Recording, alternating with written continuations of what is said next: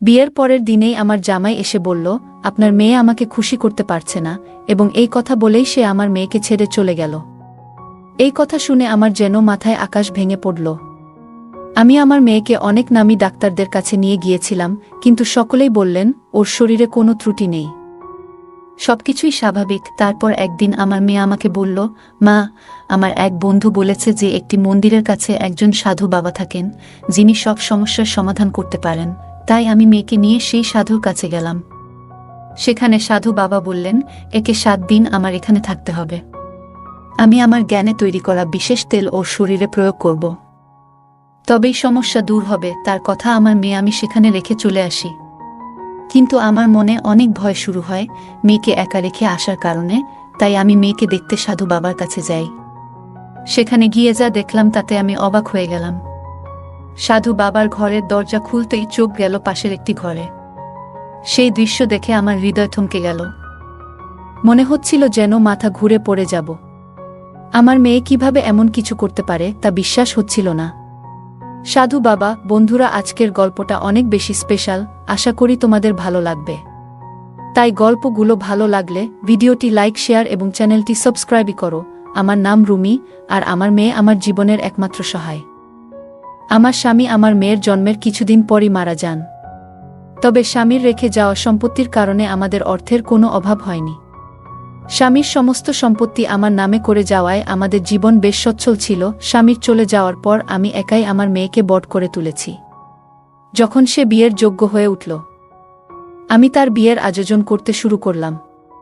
বিয়ের প্রস্তুতির জন্য আমার শাশুড়ি ও জেঠানি গ্রামের বাড়ি থেকে এসে সাহায্য করলেন, যার ফলে মেয়ের বিয়েটা খুব সুন্দরভাবে সম্পন্ন হয়। তখন আমি খুবই খুশি ছিলাম যে মেয়ের বিয়ের সমস্ত দায়িত্ব ঠিকঠাকভাবে শেষ হয়েছে। বিয়ের কিছু রীতিনীতি বাকি ছিল, আর আমি সব আত্মীয়-স্বজনদের বিয়েতে আমন্ত্রণ জানিয়েছিলাম। সবাই আমার সাথে অত্যন্ত ভালো ব্যবহার করেছেন, কখনো কোনো সমস্যা তৈরি হয়নি। তবে বিয়ের পরে আমার মেয়েকে সেখানে একা রেখে আসতে আমার মন কিছুতেই স্থির হচ্ছিল না। তাকে একা রেখে আসা যেন ঠিকঠাক মনে হচ্ছিল না। তাই আমি আবার ফিরে গেলাম মেয়ের কাছে। সেখানে পৌঁছে যা দেখলাম তাতে আমার মাটি যেন পায়ের তলা থেকে সরে গেল। আমার স্বামীর অনুপস্থিতি যেন আমার জীবনে তেমন কোনো শূন্যতা তৈরি করেনি। চারপাশের সবাই নিজের মতো করে আমাকে সহায়তা করছিল।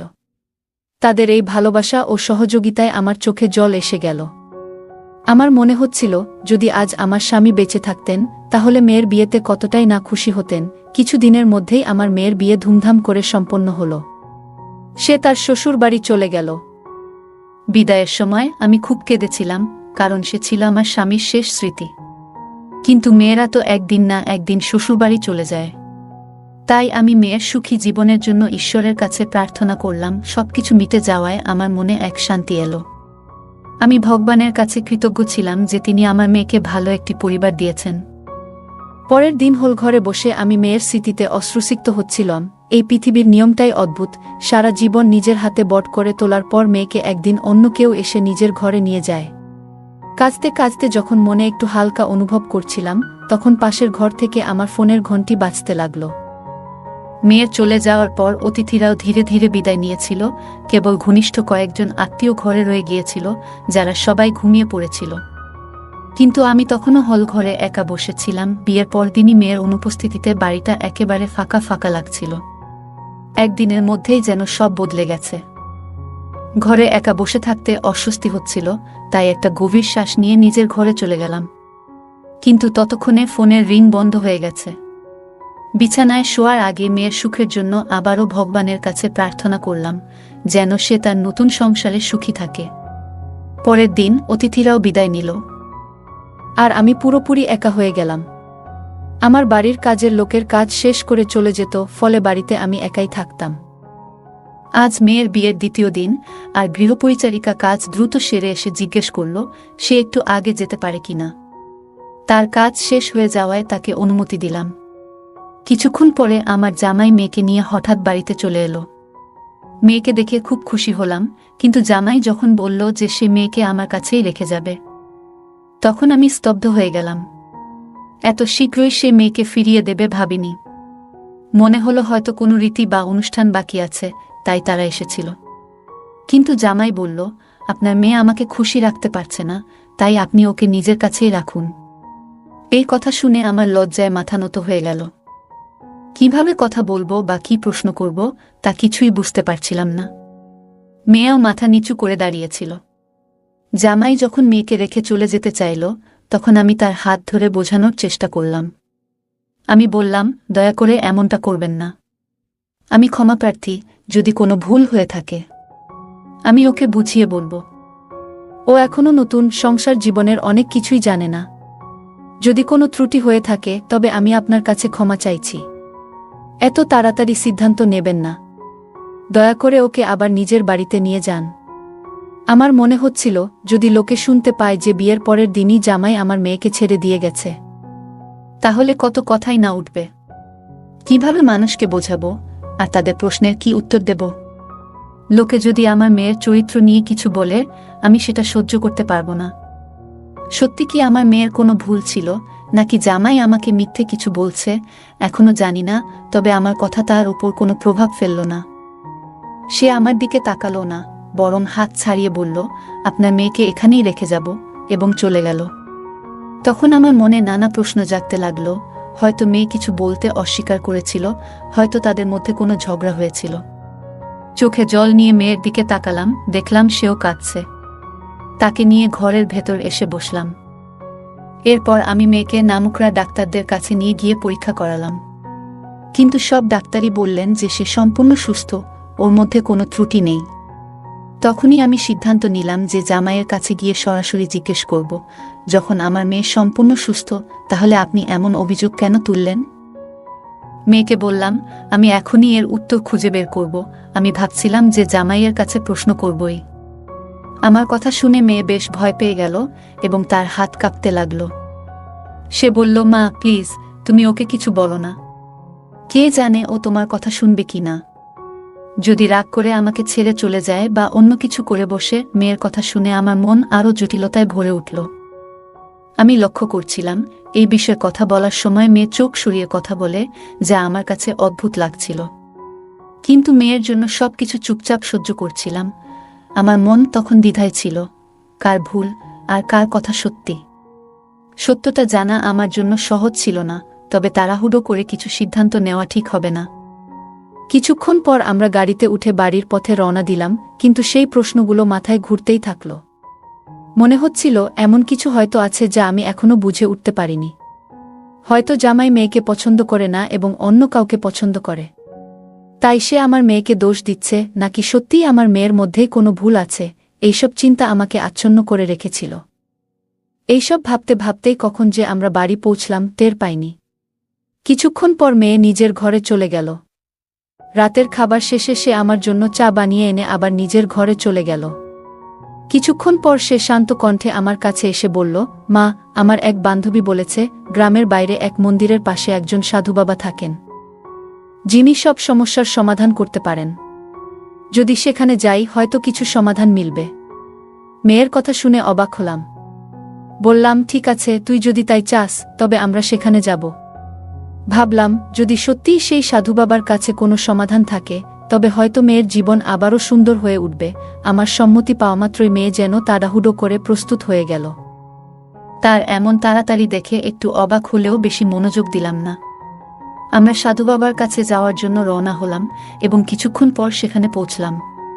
কিন্তু সেই জায়গার পরিবেশ দেখে কিছুটা চমকে গেলাম। সাধারণত যেখানে সাধুবাবার কাছে ভিড় থাকে সেখানে আজ কেউ নেই।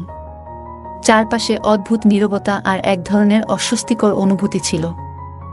আমি আর মেয়ে সেই কক্ষে প্রবেশ করলাম আর চারপাশে চোখ বুলিয়ে দেখলাম। সাধুবাবার কাছে পৌঁছেই মেয়ের পরিস্থিতির সব কথা বললাম। তিনি মনোযোগ দিয়ে সব শুনলেন এবং বললেন, আপনার মেয়েকে 7 রাত এখানে থাকতে হবে। আমি তাকে বিশেষ তেল দিয়ে মালিশ করব। এসব বলতে গিয়ে তিনি একবারও আমাদের দিকে তাকালেন না। তার দৃষ্টি নিচু ছিল আর তিনি মন্ত্রপাঠে ব্যস্ত ছিলেন।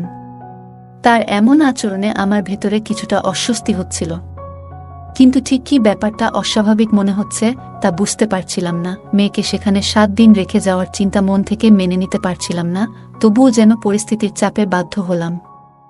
মেয়ের জীবনে শান্তি ফেরানোর জন্য আমি এই সিদ্ধান্ত নিলাম। কারণ জানতাম সমাজে তালাকের কালিমা নিয়ে মেয়ের বেঁচে থাকা সহজ হবে না। ধনী হোক বা গরিব, আমাদের সমাজে দোষ সবসময় মেয়ের ঘাড়েই পড়ে। তাই নিজের মনকে শক্ত করে তাকে সেখানে রেখে বাড়ি ফিরে এলাম। কিন্তু বাড়িতে এসেও মন যেন ওই সাধু বাবার কাছেই পড়ে রইল। সবকিছু যেন কিছুটা অস্বাভাবিক ঠেকছিল। বারবার মনে হচ্ছিল আমি কি কোনো ভুল কিছু করলাম নাকি। আবার বিকেল হতে না হতেই মনে হলো আবারও সেখানে যাওয়া উচিত। প্রথমে ভাবলাম কিছু খেয়ে একটু শান্ত হয়ে যাই, তারপরই যাব। কিন্তু মনের মধ্যে অশান্তি এতটাই বাড়তে লাগলো যে আর অপেক্ষা করতে পারলাম না। বাড়ি থেকে বেরিয়ে সেখানে ফেরার জন্য প্রস্তুতি নিলাম, তৈরি হচ্ছিলাম। তখন হঠাৎ পাড়ার এক মহিলা আমাকে ডেকে বললেন, এই রাতবেলায় কোথায় যাচ্ছ? সব ঠিক আছে তো? তোমাকে বেশ চিন্তিত লাগছে। তার কথা শুনে থমকে গেলাম। কিছু না বলে বেরিয়ে গেলে হয়তো সে সন্দেহ করত আর প্রশ্ন করতেই থাকত, অন্যদেরও জানিয়ে দিতে পারত। তাই বললাম, না তেমন কিছু না, মায়ের কাছে যাচ্ছি, মনটা খারাপ লাগছে, মাকে খুব মনে পড়ছে। আমার মাকে সবাই চিনত, মাঝে মাঝে তিনি আমার এখানে 1 সপ্তাহের জন্য এসে থাকতেন।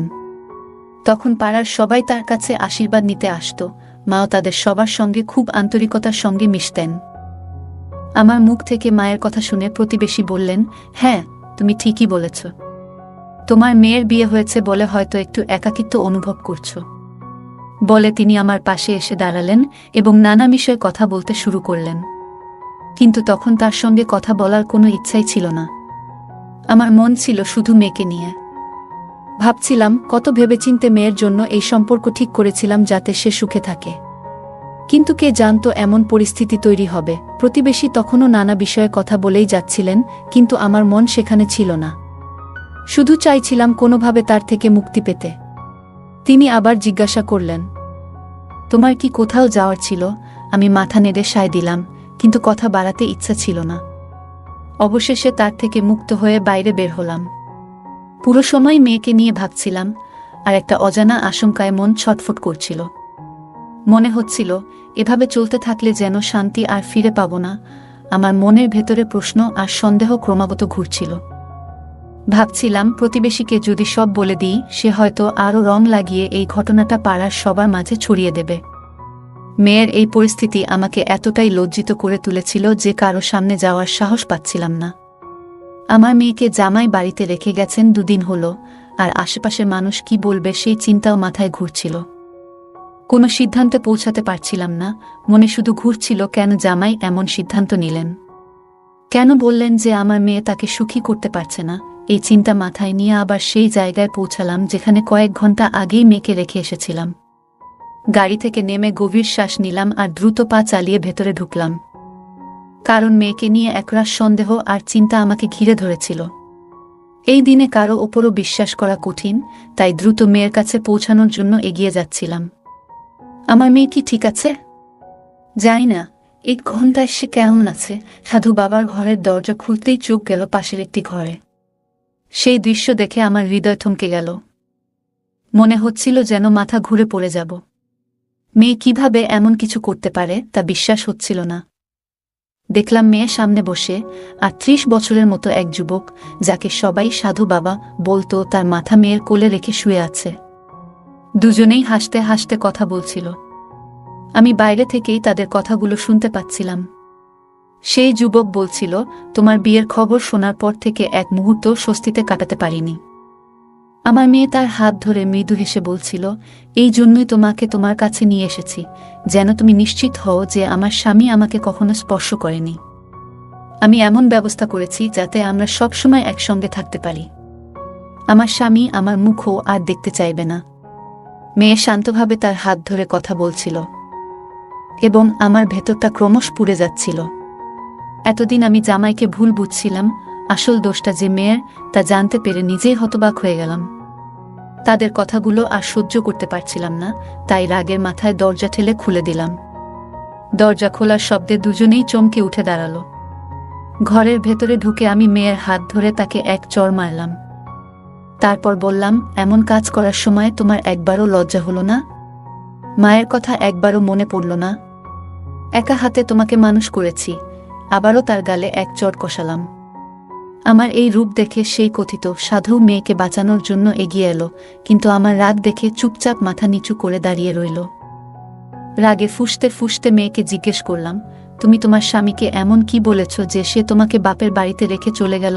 তখন মেয়ে কাঁদতে কাঁদতে আস্তে আস্তে বলল, আমি স্বামীকে বলেছি, কেন তুমি আমার সঙ্গে বিয়ে করলে? আমি সন্তান জন্ম দিতে পারবো না, আমার দ্বারা কোনো সন্তান হবে না। তুমি কেন তোমার জীবন নষ্ট করছো? আমাকে ছেড়ে দাও, আমার মা তোমাদের সবার সাথে প্রতারণা করেছে। মেয়ের মুখ থেকে এই কথা শুনে মাথায় হাত দিয়ে বসে পড়লাম। এতটাই রাগ হলো যে মনে হলো তার গলা টিপে ধরে সব শেষ করে দিই। আমার মেয়ে এমন কৌশলে সবকিছু করল কিভাবে? আমি তো কখনো এমন শিক্ষা দিইনি। তবু কেন এমন পথে সে হাঁটল? তখন মেয়ে মাথা তুলে বলল, মা, আমি ওকে ভালোবাসি আর তাকেই বিয়ে করব। সে তখন নির্ভরে আমাকে তার কথাগুলো বলছিল, সাহস নিয়ে মুখের উপর বলছিল। কিন্তু সেই সময় আমি কিছু বলিনি, তাকে টেনে নিয়ে বাড়িতে চলে এলাম। বাড়িতে ফিরে তাকে বুঝানোর চেষ্টা করলাম, দেখো মেয়ে, আবেগে ভেসে কোনো সিদ্ধান্ত নিও না। জানি তুমি ওকে ভালোবাসো, কিন্তু ভাবো, এখন তোমার বিয়ে হয়ে গেছে, এখন তোমার একজন স্বামী আছে এবং তোমার জন্য নিজের সম্পর্কের দিকে মনোযোগ দেওয়া জরুরি। আমি তাকে অনেক বোঝানোর চেষ্টা করেছিলাম, কিন্তু সে আমার কোনো কথাই শুনতে চাইছিল না। অবশেষে নিরুপায় হয়ে আমি তাকে তার স্বামীর কাছে নিয়ে গেলাম। তার স্বামীর সামনে গিয়ে আমি সব সত্যি কথা বলে দিলাম এবং আমার মেয়ের পক্ষ থেকে ক্ষমাও চাইলাম। এটা শুনে তার স্বামী বলল, না, আমি আর তাকে আমার সঙ্গে রাখতে পারবো না। যে মেয়ে অন্য একজনের জন্য নিজের স্বামীকে ছেড়ে দিতে পারে, সে কখনো সুখী হতে পারবে না। আমি এত বড় মনের মানুষ নই যে সব কিছু জেনে শুনে এমন একজন মেয়েকে গ্রহণ করব। আমি তাকে তালাক দেব এবং অন্য কারো সঙ্গে বিয়ে করব। আমি তার সামনে মাথা নত করে দাঁড়িয়েছিলাম। আমি জানতাম সে একজন খুব ভালো মানুষ এবং আমার মেয়ে তার সঙ্গে খুব সুখী হতে পারত। আজ না হোক কাল সব ঠিক হয়ে যাবে বলে আমি আশা করেছিলাম। কিন্তু আমার সমস্ত প্রচেষ্টা সত্ত্বেও সে আমার কথা মানেনি। অবশেষে তার স্বামী আমার মেয়েকে তালাক দিল এবং অন্য কারো সঙ্গে বিয়ে করল। এরপর আমি আমার মেয়ের বিয়ে সেই ব্যক্তির সঙ্গে দিয়ে দিলাম যাকে সে সত্যিই ভালোবাসত। সে তার প্রথম স্বামীকে স্পর্শ করতেও চায়নি, তাই আমি সিদ্ধান্ত নিলাম যে তার দ্বিতীয় বিয়ে সেই ব্যক্তির সঙ্গেই হওয়া উচিত যাকে সে ভালোবাসত। আমি আমার মেয়েকে রাগান্বিত হয়ে বললাম, আজ থেকে তোমার সাথে আমার আর কোনো সম্পর্ক নেই, আর কোনো দিনও আমার সামনে আসার চেষ্টা করো না। তোমার বাবা চলে যাওয়ার পর আমি একা তোমাকে বড় করেছি। তুমি তখন খুব ছোট ছিলে। চাইলে আমি অন্য কারো সাথে বিয়ে করে নতুন জীবন শুরু করতে পারতাম, কিন্তু আমি সেটা করিনি। তোমাকে সঠিক শিক্ষা ও ভালো জীবন দেওয়ার চেষ্টা করেছি যাতে তোমার কোনো অভাব না হয়। কিন্তু তার পরিবর্তে তুমি আমাকে কি দিলে? এই কথাগুলো বলে আমি তাকে বাড়ি থেকে বের করে দিলাম। কিভাবে সে এখন বাঁচছে, কেমন আছেন তার স্বামী, এসব নিয়ে আমি আর কোনো খোঁজ খবর রাখিনি। তার বিয়ে হয়েছে 7 বছর হলো, আর এই 7 বছরে একবারও সে আমার কাছে আসেনি। তবে হঠাৎ একদিন সে এসে আমার সামনে দাঁড়ালো এবং বলল, মা, আমি যে মিথ্যা বলেছিলাম যে আমি সন্তান সম্ভবা হতে পারি না, সেটা এখন সত্যি হয়ে গেছে। এই 7 বছরে আমি কখনোই মা হতে পারিনি। এখন শাশুড়ি আমার স্বামীকে অন্য কাউকে বিয়ে করার জন্য বলছেন, কারণ আমি তাকে কখনো বংশের উত্তরাধিকার দিতে পারবো না। এ নিয়ে আমাদের মধ্যে প্রায় ঝগড়া হয়। তাকে আমি বললাম, তুমি যে ভুল করেছিলে তার ফলই এখন ভুগছ। সে তখন আমার সামনে হাত জোড় করে বলল, মা, আমি তোমার কাছে অপরাধী, আমাকে ক্ষমা করে দাও। আমি তাকে বললাম, আমার কাছে ক্ষমা চেয়ে কোনো লাভ নেই, বরং তোমার প্রথম স্বামীর কাছে ক্ষমা চাও, কারণ তার কোনো দোষ ছিল না, তবুও তুমি তাকে তার অধিকার থেকে বঞ্চিত করেছিলে। যদি সে তোমাকে ক্ষমা করে, তাহলে আমিও তোমাকে ক্ষমা করব। আমার কথা শুনে আমার মেয়ে তার প্রথম স্বামীর কাছে গেল এবং তার কাছে ক্ষমা চাইতে লাগল। আশ্চর্যের বিষয়ে তার স্বামী তাকে সঙ্গে সঙ্গে ক্ষমা করে দিল, কারণ সে নিজের জীবনে খুবই সুখী ছিল। এরপর ঈশ্বরের আশীর্বাদে 9 বছর পর আমার মেয়ের ঘরে একটি সুন্দর পুত্র সন্তানের জন্ম হল। তখনই সে উপলব্ধি করল যে একজন মা তার সন্তানের জন্য কতটা চিন্তা করেন এবং সেই অনুভূতি কতটা গভীর। আসলে যতক্ষণ না একজন মেয়ে নিজে মা হয়, সে কখনোই তার মায়ের কষ্ট এবং ত্যাগ পুরোপুরি বুঝতে পারে না। এরপর আমার মেয়ে আবার আমার কাছে ফিরে এলো এবং আমার সামনে হাত জোড় করে ক্ষমা চাইল। তখন আমি তাকে মন থেকে ক্ষমা করে দিলাম। গল্পের মেয়েটি আবেগপ্রবণ হয়ে প্রথমবারের মতো প্রেমের প্রতি টান অনুভব করে, যা তাকে স্বামী ও পরিবারের দায়িত্ব থেকে বিচ্যুত করে। আবেগপ্রবণ হয়ে মুহূর্তের সিদ্ধান্ত নেওয়ার ফলে জীবনে কিভাবে সমস্যার সৃষ্টি হতে পারে তা এই গল্পে স্পষ্টভাবে প্রতিফলিত হয়। তাই আবেগের মধ্যে থেকেও চিন্তাভাবনা এবং বাস্তবতার বিবেচনা করা জরুরি। প্রথম স্বামীর প্রতি মেয়েটির আচরণ ছিল এক ধরনের বিশ্বাসঘাতকতা। এই ঘটনাটি আমাদের শেখায় যে সম্পর্কের ভিত্তি বিশ্বাস ও শ্রদ্ধার উপর দাঁড়িয়ে থাকে, সেখানে একবার বিশ্বাসঘাতকতা ঘটলে তা পুনরুদ্ধার করা অত্যন্ত কঠিন। এটি বোঝায় যে সঠিক ও আন্তরিক সম্পর্ক বজায় রাখা কতটা গুরুত্বপূর্ণ। মেয়েটির প্রথম স্বামী তাকে ক্ষমা করার মধ্যে যে মহানুভবতা দেখিয়েছিল, তা আমাদের শেখায় যে ক্ষমার মাধ্যমে মানসিক শান্তি এবং সুখ পাওয়া যায়। ক্ষমা না করলে মানুষ নিজের মনে দুঃখ ও বিদ্বেষ বহন করে চলে। ক্ষমার শক্তি শুধুমাত্র নিজেকেই নয়, অপরপক্ষকেও শান্তি দিতে পারে। গল্পে মেয়েটির মা তার সন্তানকে সব রকম ত্যাগ স্বীকার করে বট করেছিলেন, কিন্তু মেয়েটি তা তখন উপলব্ধি করেনি। কিন্তু নিজে মা হওয়ার পর সে উপলব্ধি করল একজন মা কিভাবে তার সন্তানের সুখ দুঃখ নিয়ে চিন্তা করেন। এই শিক্ষা আমাদের বোঝায় যে যতক্ষণ না কেউ নিজে সেই অভিজ্ঞতা লাভ করে, ততক্ষণ সে অন্যের ত্যাগ ও কষ্ট পুরোপুরি বুঝতে পারে না। গল্পের শেষে মায়ের ক্ষমা এবং মেয়ের সঙ্গে পুনর্মিলন আমাদের শেখায় যে সত্যিকারের ভালোবাসা কখনো দূরত্ব মেনে নেয় না। ভালোবাসা এবং সম্পর্ক যতটা ভেঙে যাক না কেন, সঠিক উপলব্ধি এবং ক্ষমার মাধ্যমে সম্পর্ককে আবারও মজবুত করা সম্ভব। বন্ধুরা, আজকের গল্পটা এখানেই শেষ। আশা করি গল্পটি আপনাদের ভালো লেগেছে। যদি গল্পটি আপনার হৃদয় ছুঁয়ে যায়, তাহলে অবশ্যই লাইক করতে ভুলবেন না। আপনার মতামত কমেন্টে জানাতে পারেন এবং আপনার বন্ধুদের সাথে গল্পটি শেয়ার করুন। এমনই আরও মজার এবং আবেগঘন গল্পের জন্য আমাদের চ্যানেলটি সাবস্ক্রাইব করুন এবং বেল আইকন চাপতে ভুলবেন না, যাতে আমাদের কোনো গল্প আপনারা মিস না করেন।